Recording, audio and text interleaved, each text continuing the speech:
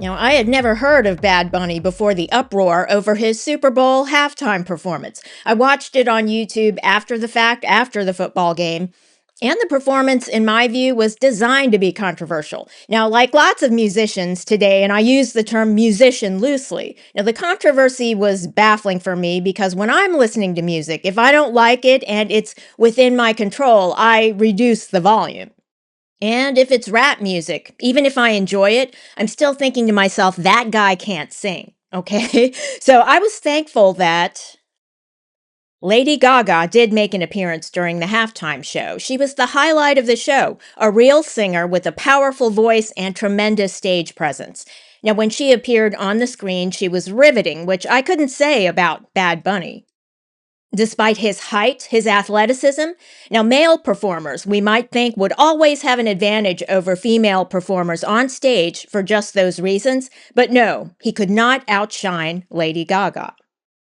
So, my observations about the performance haven't even touched on the language that Bad Bunny was using for the lyrics yet. Seem to be rap lyrics to me. He's not a singer. It's alleged that he plays the piano, but here's a clip I found on the internet.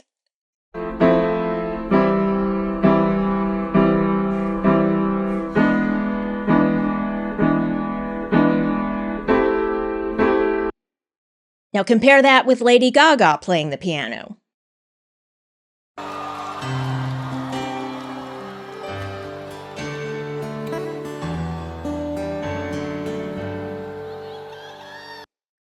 Okay, Lady Gaga is a classically trained pianist. She was accepted to the Juilliard School of Music at age 11. She didn't go, but later attended the Tisch School of the Arts. Wise decision, because Juilliard students are super competitive, from what I've heard. They even try to sabotage each other, so attending Juilliard at age 11, probably not the best route. Now, Bad Bunny isn't comparable as a musician or as a performer. Now, to the issue of the Spanish language, Bad Bunny's performance at the halftime show was entirely in Spanish. Now, that's the big controversy. He says he is not fluent in English. Now, here's a clip of him doing the opening monologue for Saturday Night Live, which is a scripted monologue. This time, I'm only hosting because I need a rest. I just finished a 31 show residency in Puerto Rico. Yeah. And I'm still kind of tired because the show are 3 hours long and there's a lot of complicated choreography.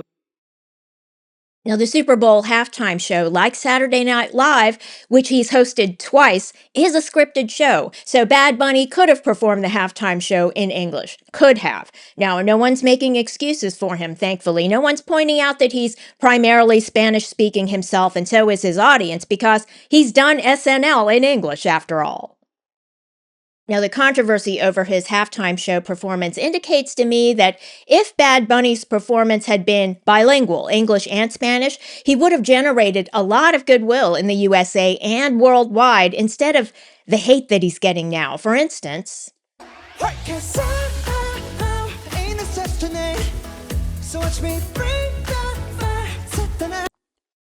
now, BTS performs most of their songs in English with some Korean language thrown in there, and it's greatly increased their fan base, not just in America, but throughout the world. Now, BTS is about to do a world tour, and the president of Mexico, Claudia Sheinbaum, requested that BTS increase the number of performances in Mexico after tickets for their comeback tour sold out at quote-unquote lightning speed.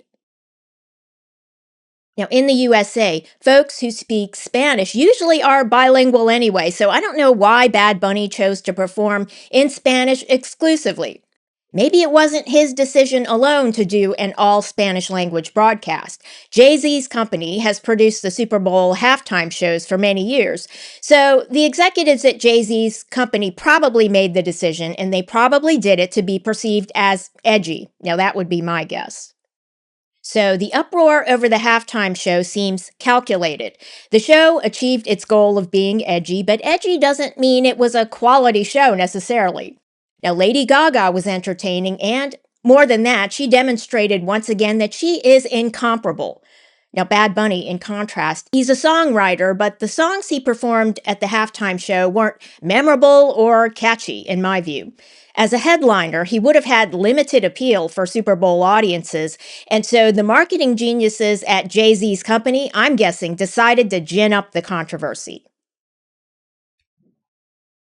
Now, TPUSA put on an alternative halftime show. I watched about 10 minutes of it, then fast forwarded through most of the rest of it.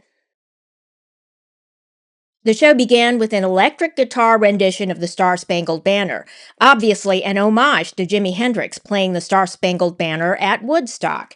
Now, the alternative show didn't do anything original with it.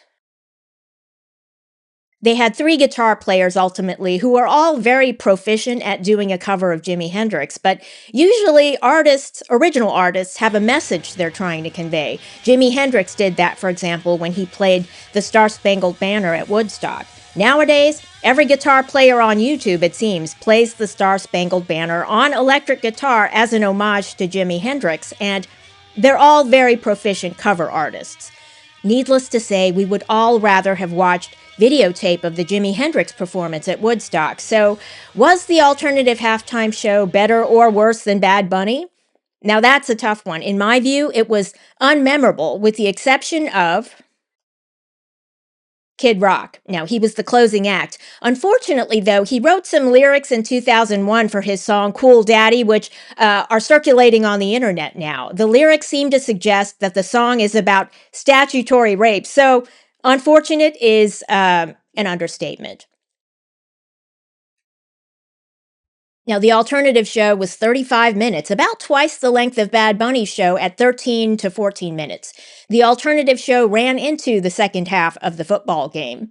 Which did I prefer, Super Bowl or TPUSA? Now, let's put aside Lady Gaga and Kid Rock. Okay, Lady Gaga is a disruptor. She's a disruptor who elevates whatever is going on around her. And Kid Rock is a performer whose choices in the past cast a dubious shadow on his artistic achievements now. So let's subtract them from the equation. Now, Jay-Z's production company knows how to put on a show. There can be no dispute about that. It benefits from decades of liberal dominance of cultural products in the USA, and more often than not, the talent goes to the liberals as well in the cultural space because, and this is my view, because that's where the people are, in their hearts and in their dreams. Hearts and dreams don't always align with the real world, but in the realms of art and culture, hearts and dreams don't need to align with the real world. Thanks for watching, and if you enjoyed this video, leave a like and don't forget to subscribe.